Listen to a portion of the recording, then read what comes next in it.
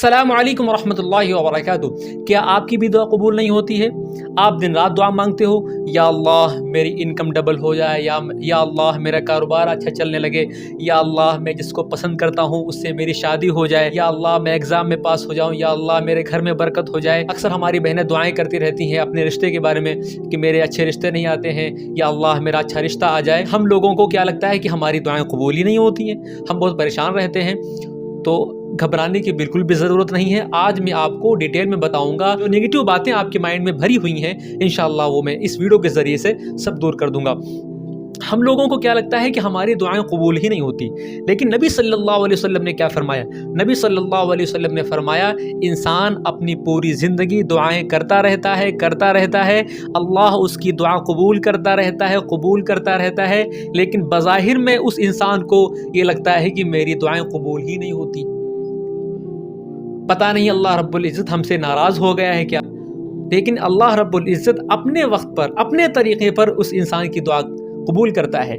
अगर अल्लाह रब्बुल इज़्ज़त तुम्हारे तरीक़े पर, तुम्हारे टाइम पर दुआ कबूल करने लगे ना, तो इंसान फ़िरऔन बन जाएगा, इंसान शद्दाद बन जाएगा, इंसान हमान बन जाएगा, इंसान मगरूर हो जाएगा, इंसान अपने आप में चूर हो जाएगा। दूसरी तरफ एक और बंदा है जो कि वो अल्लाह रब्बुल इज़्ज़त से दुआ मांग रहा है, या अल्लाह मुझे ये दे दे, या अल्लाह मुझे वो दे दे, या अल्लाह मेरी ये दुआ कबूल कर दे। तो अल्लाह रब्बुल इज़्ज़त उस इंसान से खुश होता है कि देखो मैं इस बंदे की इसके टाइम पर दुआ कबूल नहीं कर रहा, फिर भी ये मुझसे दुआ मांग रहा है, फिर भी ये इल्तिजा कर रहा है। अल्लाह रब्बुल इज़्ज़त को अच्छा लगता है कि मेरा बंदा मेरे सामने हाथ उठाए। लेकिन हम लोगों की गलती क्या होती है कि हम लोगों की जब हमारे टाइम पर दुआ कबूल नहीं होती है तो हम अल्लाह रब्बुल इज़्ज़त को छोड़ करके पीरी, मुरीदी, बाबा, मज़ारों पर जा करके उनसे दुआएं मांगना शुरू कर देते हैं। एक बात मेरी आप याद रखना कि जब इंसान किसी इंसान का मोहताज हो जाता है, उससे मांगना शुरू कर देता है, तो अल्लाह रब्बुल इज़्ज़त उसकी दुआएं रद्द करना शुरू कर देता है।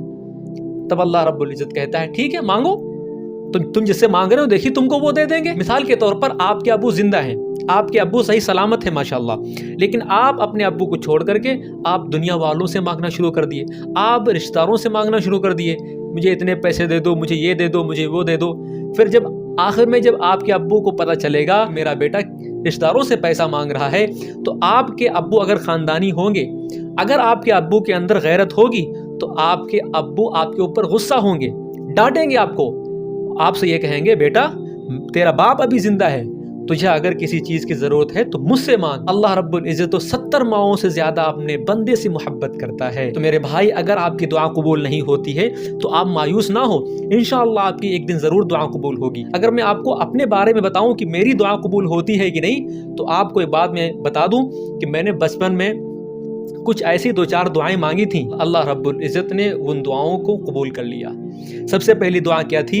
या अल्लाह मुझे गरीबों की मदद करने वाला बना दे। अल्हम्दुलिल्लाह, अल्लाह का करम है, अल्लाह का लाख लाख शुक्र है, गरीबों की मदद हो रही है एनजीओ की तरफ से। दूसरी दुआ मैंने क्या मांगी थी? या अल्लाह मुझे बात करना सिखा दे, मुझे लोगों को मोटिवेट करना सिखा दे, मुझे स्टेज के ऊपर स्पीच देना सिखा दे।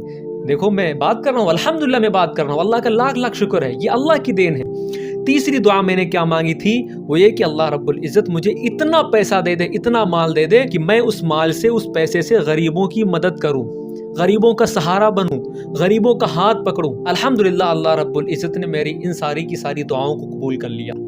ये है दुआ की कबूलियत। आपको बज़ाहिर में लगता है कि मैंने आज दुआ मांगी है तो मेरी दुआ कबूल नहीं, अगर आपने बचपन मांगी है तो आपकी जवानी में वो दुआ कबूल होगी, अगर आपने अपनी जवानी में दुआ मांगी है तो आपके बुढ़ापे में वो दुआ कबूल होगी। अल्लाह रब्बुल इज़्ज़त के सामने अगर उसका बंदा हाथ उठा दे तो अल्लाह रब्बुल इज़्ज़त को शर्म आती है उसके खाली हाथों को लौटाने में। आपके अंदर सब्र होना चाहिए और आपके अंदर इतना पेशेंस होना चाहिए। दुआ कबूल होने की निशानी मैं आपको बताऊं कि दुआ कबूल होने की निशानी क्या होती है? दुआ कबूल होने की सबसे बड़ी निशानी तो ये है कि आप दुआ मांग रहे हो ना, तो आपको दुआ मांगने की तौफीक मिल रही है। आप अल्लाह रब्बुल इज़्ज़त के सामने हाथ उठा रहे हो ना, या अल्लाह मेरी ये दुआ कबूल कर दे, या अल्लाह मेरी वो दुआ कबूल कर दे, ये दुआ कबूल होने की सबसे बड़ी निशानी है। देखो मेरे भाई, ऐसे हमारे बहुत सारे भाई बहनें हैं, बहुत सारे हमारे बूढ़े नौजवान हैं जिनको अल्लाह रब्बुल इज़्ज़त हाथ उठाने की तौफीक नहीं देता।